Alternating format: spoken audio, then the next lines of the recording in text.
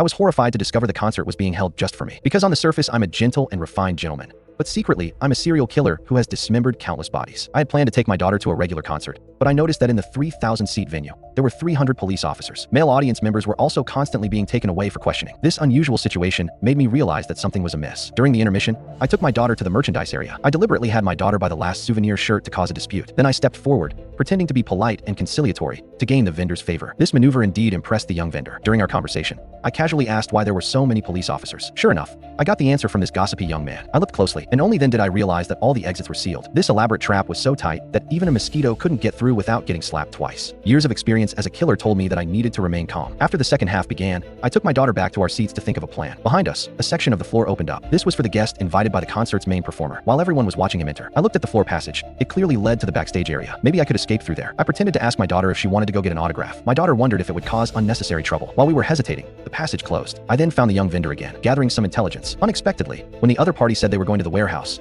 I happily offered to help. That's how I snuck in. But the moment they started moving things, I saw an opportunity. I used a stolen card to enter the employee room. I saw the employee passage, but found that the police were using it as a meeting room. I was a little frustrated. Just as I was about to leave, someone came in, so I put on an employee badge and pretended to be an employee. I pushed past the police, walked to the coffee machine, picked up a cup of coffee, and prepared to leave. My practiced movements and calm demeanor didn't arouse suspicion. I even swiped a police walkie-talkie before leaving. Back at the concert, I put on my earphones and heard everything clearly. That's when I learned that the police were after me because of the previous dismemberment case. Although I was wearing a mask and my face wasn't visible, the tattoos on my hands and my tall stature were captured on camera. I thought to myself, I really need to pay more attention to details next time I commit a crime. Seeing that the police were about to question me, I took my daughter to the exit and prepared to press the fire alarm. But then I heard a female police officer's voice on the walkie-talkie. If the butcher creates chaos or presses the alarm, in that case, only women and children will be allowed to leave. It seems they've tried everything to catch me. I left reluctantly. I looked at the rooftop not far away, then at the employee of the fried chicken shop next to me. While he was away, I put 2 bottles of soda into the deep fryer. When he returned and saw the deep fryer, he was completely stunned. Taking advantage of the commotion in the crowd, I tied on my apron and went to the rooftop. The empty rooftop made me feel like I could escape. But just then, 2 police officers approached me. I quickly said that I had come up to get some fresh air because of a grease fire explosion. Listening to the news coming through the radio,